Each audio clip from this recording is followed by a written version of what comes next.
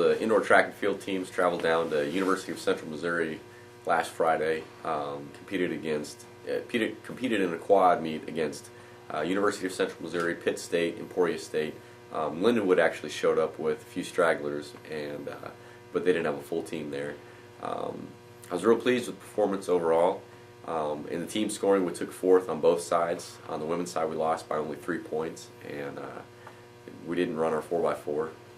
So I was real pleased with that. On the men's side, we lost by quite a bit more, but the biggest challenge we have is the depth of our roster. We're very talented in a lot of areas, but when we go to scored meets like this, we have a hard time filling up roster slots. And so my assistant Sean Etzenhauser and I are both working very diligently in increasing the squad of the team and building up our roster so we can be competitive in the future.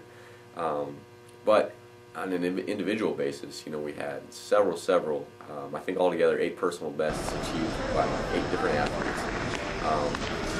We had one, actually it was our first national qualifying performance by, at least as an NCAA school, by Clint Edier, who ran 6.95 seconds in the 60-meter dash. That's also a school record, so he now holds school records for the 60-meter dash, the 200-meter dash indoor, and the 400-meter dash outdoor. So quite an accomplished young man there.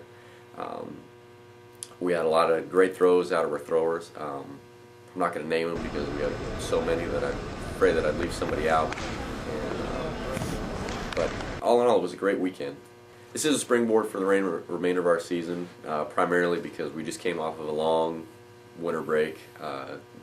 The athletes spent 4 weeks away from formal training with coaches and facilities, and even though they were given workouts to do on their own, with holidays and travel plans, and there's a lot of things that can get in the way of training. And so this first meet's always a great way to see where we're at, see where we need to move forward. I was real pleased with everybody's fitness levels, with everybody's just general skill acquisition. Going to this meet was great too because we're fortunate that we're located in the middle of the MIAA, because the MIAA conference is one of the better conferences in Division II.